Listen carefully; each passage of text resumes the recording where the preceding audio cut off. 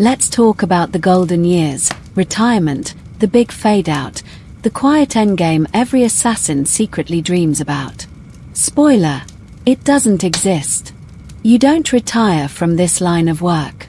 You vanish, or you die. There's no pension. No beachfront hut.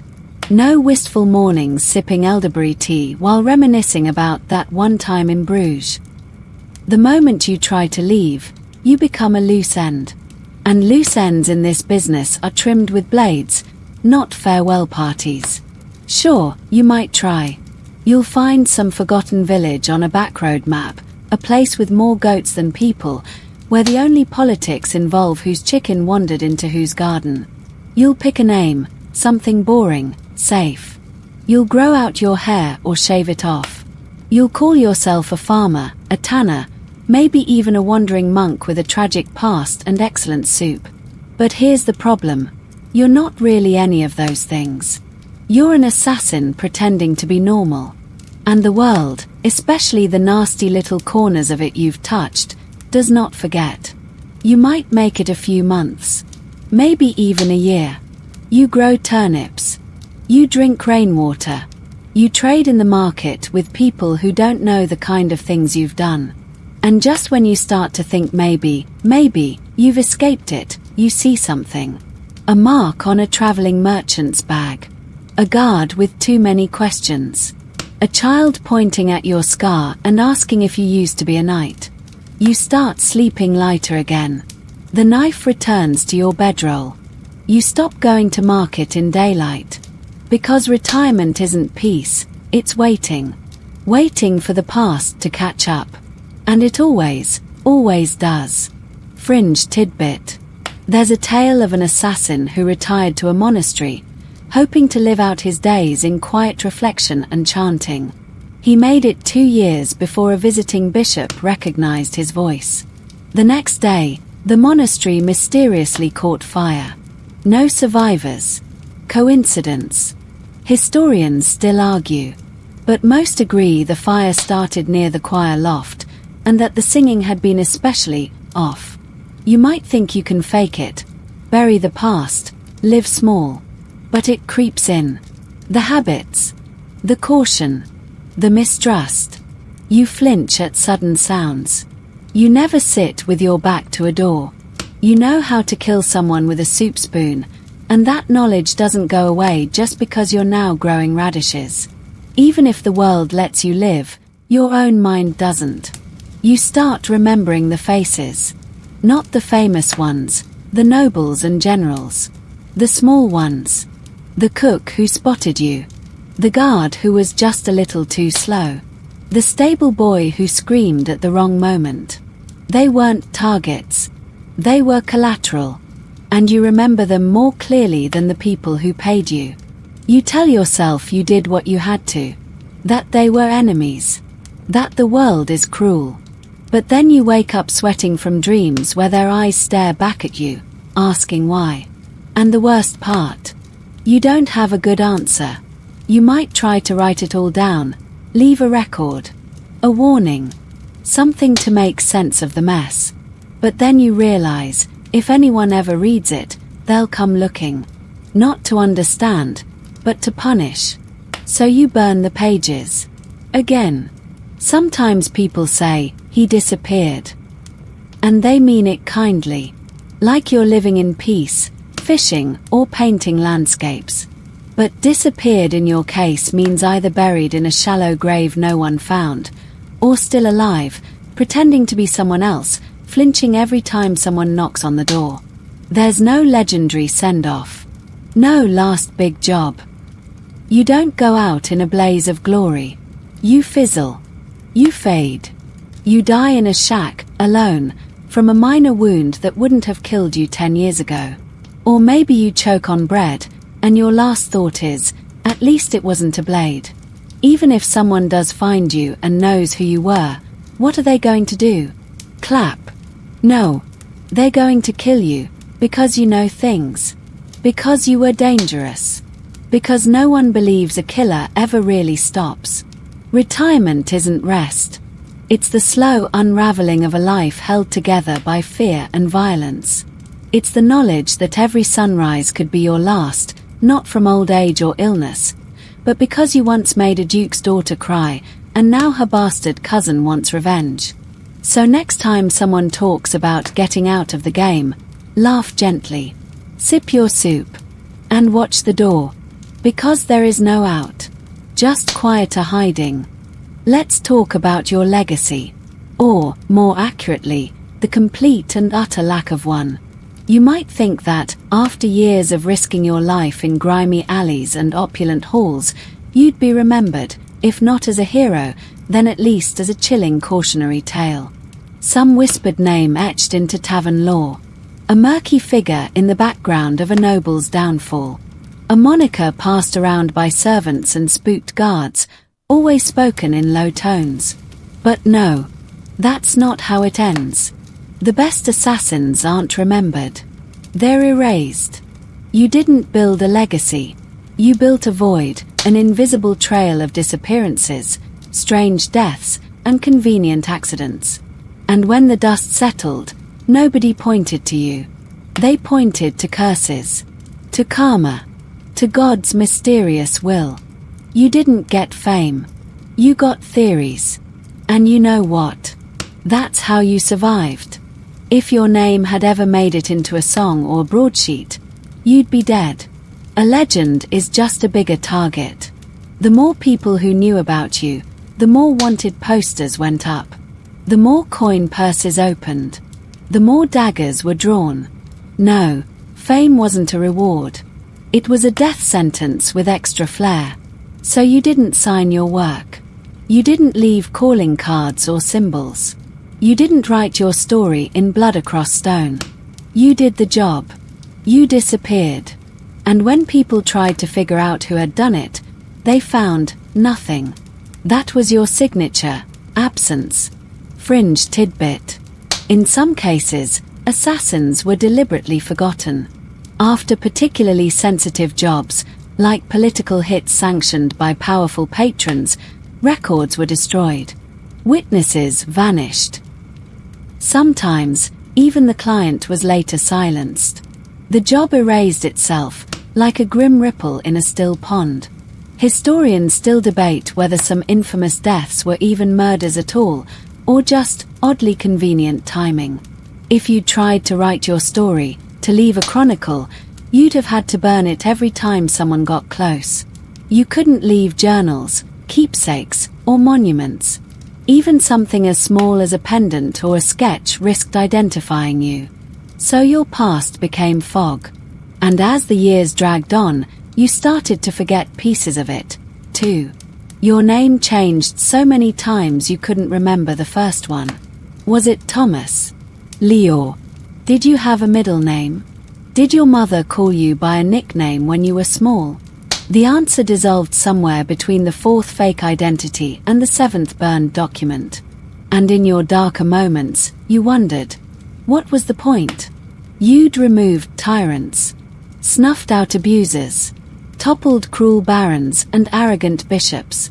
You'd done things, ugly, necessary things, that maybe changed the course of history, even if just by a little. But no one would ever know. Not properly. Your name would never be written in the margins of power. Your choices would never make it into schoolroom tapestries or village tales. Or worse, they would, but as someone else's victory. Oh, that assassination. Duke Eddard caught the culprit himself, of course. No, he didn't. You poisoned the wine and slipped out a side door while he was snoring into his beard. But he got the credit. You got the night sweats. Sometimes, you imagined what people might say if they did know. Would they call you a villain? A savior? A myth? You'd like to think someone, somewhere, would say, he tried. But even that seemed unlikely. People didn't care about the how, just the what. And the what was a dead noble. End of story. You never even got a proper grave. If you were lucky, you'd collapse under a tree somewhere and be buried by a kind stranger who mistook you for a wayward traveler. If not, you'd rot in a ditch, bones picked clean by crows, And your story would end like so many others, in silence. Historians still argue about the identities of several infamous unknown assassins. Was the shadow behind the fall of Prince Belron a former mercenary? A jilted servant? A jealous noble? The records are vague. The truth, likely buried under centuries of redacted letters and burned archives. And if one of them was you, well, you'll never get the credit. Because the final irony of being a truly skilled assassin is that no one knows your name. Not really. Not anymore. You never became a figure. You became a shadow. The boogeyman of the powerful. The story they don't tell, because telling it means admitting they lost. You lived a life of ghosts and whispers, and in the end, you became one. You've made it this far, alive, just barely. You've dodged blades, escaped fortresses, outwitted dogs and duchesses, and survived betrayal more times than you can count. But by now, something deeper has settled into your bones. Not just fatigue, not just paranoia. Paranoia is a beginner's game. What you've developed is a refined, full-time obsession with survival.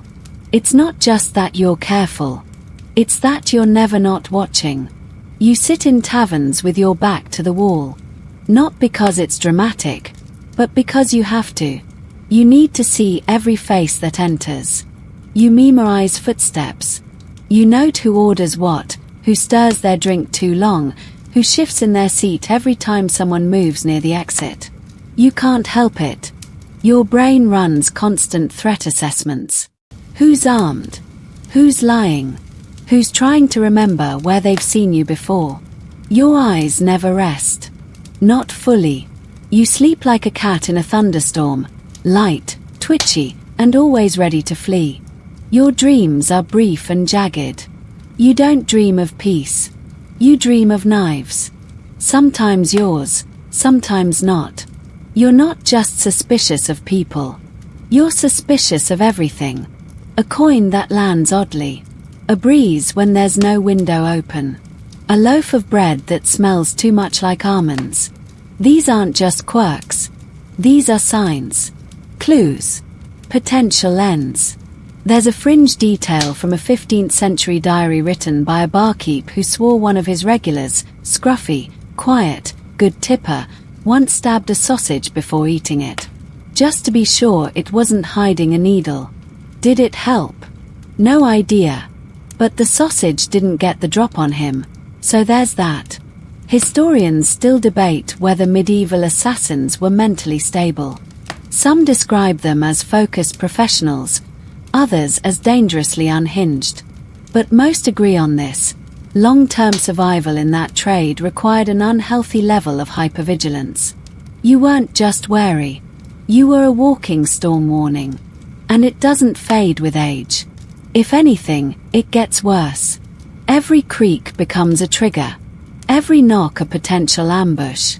You start talking to yourself, not in full sentences, just little reminders. Left door. Dog barked twice. Man in blue cloak has no shadow. Even in quiet moments, your mind won't let go. You sit by a river, watching the sunlight flicker off the water, and suddenly you're calculating how deep it is, how fast the current runs, and whether a body would be visible from the road. It's exhausting. And completely normal, for you. You develop rituals. Habits that anchor you. Maybe you always pack your things the same way. Maybe you whistle 3 notes before entering a new town. Maybe you carry a pebble in your shoe just so you know something isn't right.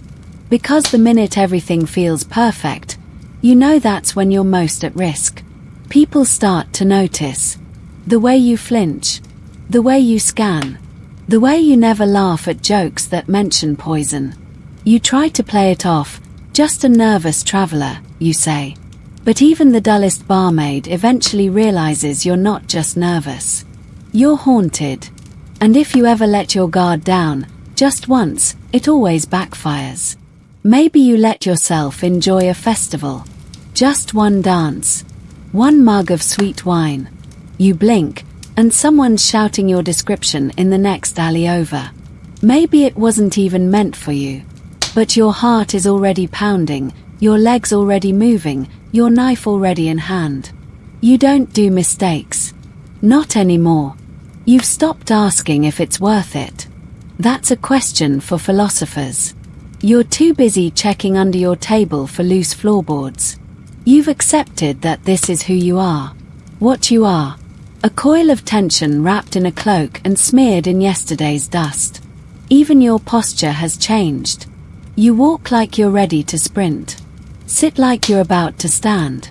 Your hands twitch near your belt even in casual conversation. Someone asks what time it is, and your brain's first thought is what's their angle. The truth is, you've become a creature of survival. Not quite human, not quite ghost. A liminal being who exists between trust and threat. Your instincts are honed to the point of madness, and yet, somehow, they keep you alive. Because while others sleep peacefully in their beds, confident that their doors will hold and their neighbors mean well, you know better. You know that the world is full of blades and lies and whispered contracts. You know that safety is an illusion bought with paranoia and paid for in silence. You know that one careless moment, one lazy day, one deep breath, and it's over.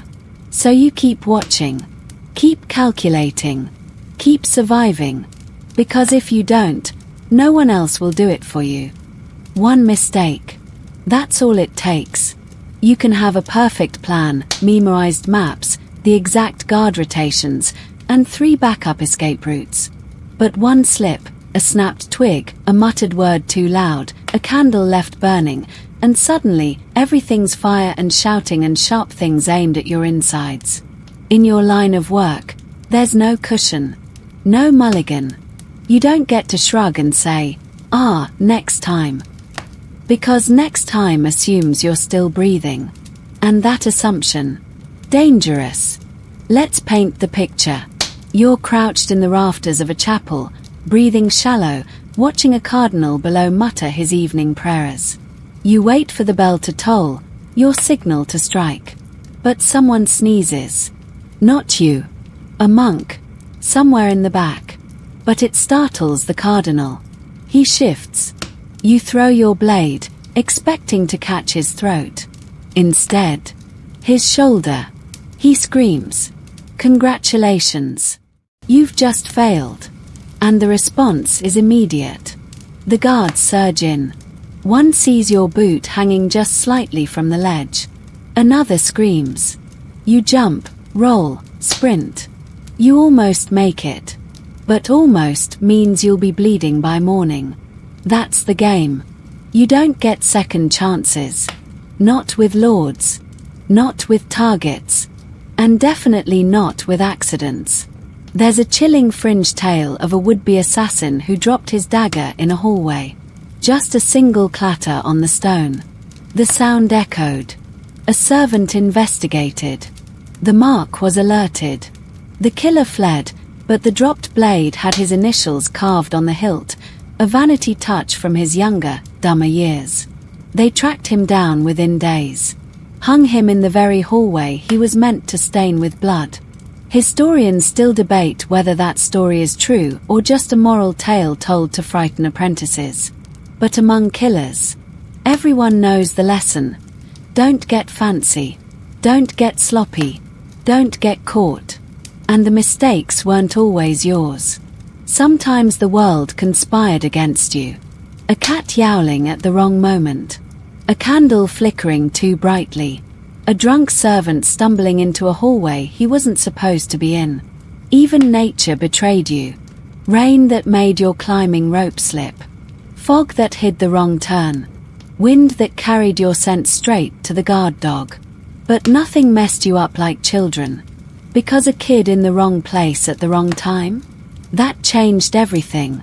You could slip through enemy ranks, disarm a grown man with one hand, and vanish into a crowd like mist.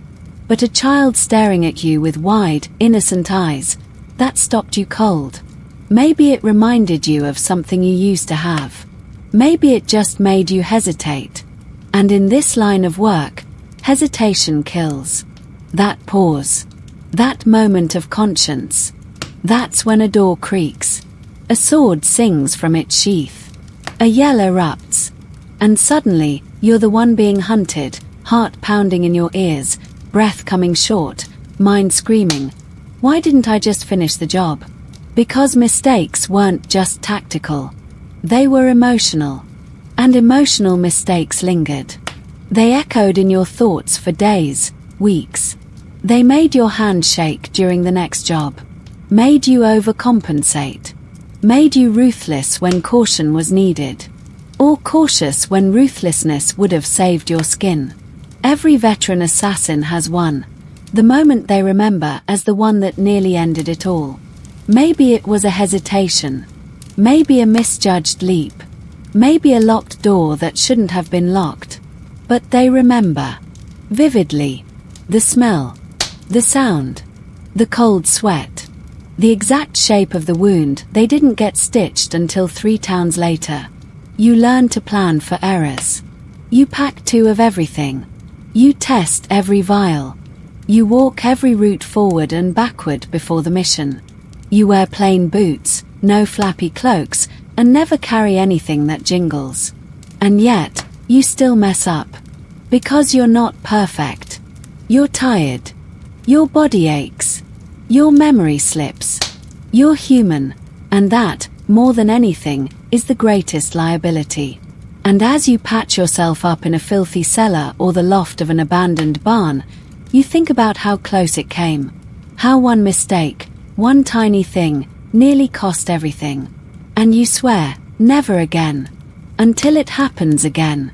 Because in the life of a medieval assassin, there are no flawless records. Just lucky streaks. And every streak, no matter how careful, no matter how skilled, ends with a slip. So you go back to planning. Back to checking every shadow. Back to whispering your exit route under your breath like a prayer. Because one mistake means you don't make it to the next job. And you know this, the longer you live, the more likely you are to mess up. It's just math. Tragic. Bloody math. Let's dive into everyone's favorite medieval assassination tool. Poison. Quiet. Elegant. Supposedly. Until you realize you're just as likely to kill yourself as your target, and you start wondering why you didn't just take up knitting instead. Poison had a mystique. The image of a secret vial, a subtle drop in wine, a dying gasp over roasted pheasant. Sounds clean. Efficient. But the reality. Poison was a gamble, a stinky, unpredictable game of herbal roulette played in dim light with 0 training and a 40% chance of explosive side effects. First problem. Ingredients. You couldn't just stroll into the apothecary and ask for a bottle of noble killer juice. You had to find things yourself. That meant digging through swamps for nightshade, scraping mold off old bread, or grinding up bugs you hoped were the right kind. A misidentification meant the difference between swift death and mild discomfort followed by very confused guards. You tested what you could, on rats, mostly. Sometimes pigs. Sometimes yourself, if you were very dumb or very desperate. And dosage. That was guesswork. There were no scales. No measurements. Just the age-old assassin's math. A pinch for servants, 2 pinches for the duke, and hope it's not windy. And then there was the delivery method. Poisoning someone's food sounds easy, until you try sneaking into a noble kitchen guarded by 2 angry cooks and 1 unusually alert cat. Wine goblets. Easier, if you can get close. But remember, nobles didn't eat alone. They had tasters. Paranoid ones. And if the taster died, you might be next, just for looking suspicious near the gravy. There's a particularly ridiculous fringe tale of an assassin who disguised himself as a taster to get close. He poisoned himself just enough to not die, waited until the Lord drank the same cup, then vomited theatrically. The Lord panicked, fled, and tripped on his own rug. Dead. Technically a win, but hard to replicate. Historians still argue whether poison was really a common assassin tool or just a legendary scapegoat. After all, poisoning was also blamed on jealous spouses, angry siblings, or food gone bad. Medieval forensics were not great. Someone died suddenly. Must have been poison. Followed by zero further investigation and a surprisingly fast burial. But you knew the truth. Poison wasn't elegant. It was messy, risky, and unpredictable. Sometimes it worked beautifully, a quiet death, no fuss. Other times, it caused a scene. The target convulsed, vomited, screamed about curses, and gave everyone in the room a vivid trauma. Guess who everyone looked at first? Yep. The guy with the shifty eyes and a bag that smelled like crushed almonds. Then there's the storage issue. Poisons don't age well. Some lose potency. Others become more dangerous. One assassin reportedly died after a leaky vial soaked into his belt. He didn't notice until he passed out mid-meal and was found face down in soup. Irony level. Maximum. You tried everything to stay safe. Wax-sealed pouches. Hollow rings. Tying tiny flasks under your cloak. But you still lived in fear of sneezing near your own supplies. One wrong move and your assassination plan became a very strange obituary. And yet, poison remained popular. Why? Because it was one of the few methods where you didn't have to fight. No need to wrestle a guard. No messy cleanup. Just one drop, one swallow, and done. Ideal if the target didn't have an iron stomach and a tendency to spit everything they drank into the fire first. Sometimes you didn't even need poison. The threat was enough. Whisper that someone's been tampering with the Duke's wine, and suddenly he's drinking only spring water and sackcloth. Mission accomplished, without lifting a finger. But that also meant poison became your reputation. If people thought you used it once, they assumed you always used it. Suddenly, you're the ghost of bitter wine, or that guy who ruins banquets. And you could never enjoy a meal again without someone nervously glancing at their plate. You never got credit when it worked, either. People blamed the food, the weather, bad luck, which was fine. Stealth was your whole thing. But a tiny part of you, buried deep, wanted someone to look at the fallen noble and say, that was expertly done. Instead, they said, he shouldn't have had the clams. So you kept experimenting, tweaking recipes, swapping herbs, trying to find that perfect concoction that killed without spectacle. But no matter how careful you were, poison remained a gamble. And one day, it would betray you. Slip, spill, linger in your breath, your hands, your blood. Because poison isn't just a weapon. It's a reminder, every time you reach for it, that you live in a world where trust doesn't exist, where blades are loud and messy, and where sometimes the only way to survive is to bet your life on a cup someone else drinks first.